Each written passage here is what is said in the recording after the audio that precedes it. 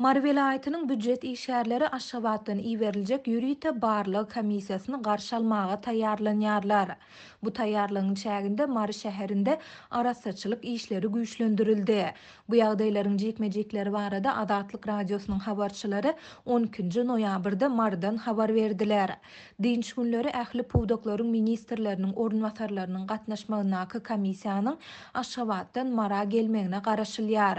Bu barada her edarada ýygnak geçirilip, büdjet işgärlerine komissiýanyň 70 adamdan ibaret boljakdygy duýdurylypdyr diýip habarçy aýtdy. Döwlet edaralarynyň işgärleriniň bir näçesiniň habarçymyda aýtmagyna görä, olara komissiýanyň şenbe we ýeşenbe günleri edara kärhanalary aýlanyp görjekdigi aýdylypdyr. Şeýle-de onuň ilki bilen arasaçylygy, soňra-da işgärleriň karantin döwrüne taýýarlyk derejesini barlajakdygy hem ma'lum edilipdir. Şol sebäpden dinç günleri ähli büdjet işgärleriniň ýerden saat 6:30-dan giýişlik 8-de çenli öz iş ýerlerinde bolmalydygy aýdyldy. Edara başlyklary bu komissiýanyň ýerinde oturmadyk işgärleri işinden çykaryp biljekdigini hem duýdurdular diýip efirde adynyň aýdylmalygyny soran Marly büdjet işgäri habarçymyza gurrun berdi. Onuň sözlerine görä komissiýa gelýändigi sebäpli ähli edaralarda güýçlü depkinde arasaçylyk işleri geçirilip başlandy. Edaralaryň gapysynda 2 adamdan ibaret nowatçylar goýuldy. Marynyň bazarynda işleýän bir telekeçiniň habarçymyda aýtmagyna görä, dinç günleri ähli bazarlaryň egin eşik satylýan dukanlaryň we tikinçilik atelýeleriniň ýapyk bolmalydygy barada da eýýäm tawşyryk berildi.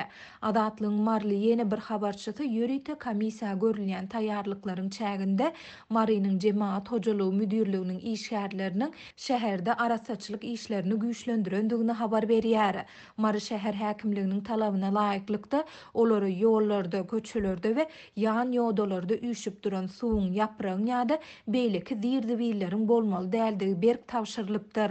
Şu gün Mary vilayatynda ýagyş ýagdy. Ähli arasaçylyk işçileri ýolda, ýol gyrasynda üýşüp duran suwlary aýyrmaly boldular. Olar ýerden saat 6-da işe çykyp, ýagşyň aşagynda kellelerine paket geyip, uzak gün arasaçylyk işlerini geçirdiler. Şeýle-de olar ýodajyklaryň guran baglaryny aýryp, deregine täze arça oturtdular diýip habarçy aýtdy.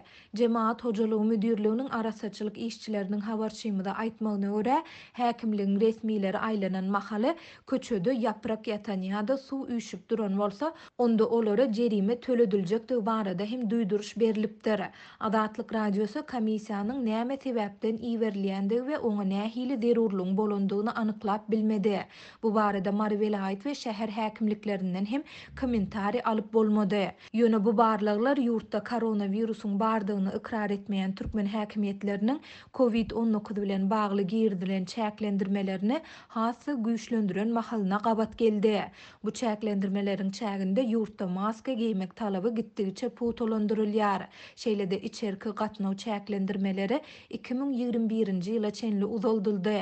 Gal bersede bu Aşgabatdan Mara ýürüýte komissiýanyň iýerilýändigi barada soňky 2 aýdan hem az wagtyň dowamında gelip gowşan ikinji habardyr. 26-njy sentýabrda Adatlyň Marda habarçysy Tebitiň döwlet edaralarynda Aşgabatdan iýerilen ýürüýte komissiýanyň agdalarynyň barlyk we derňew işlerini geçirýändiklerini habar berdi.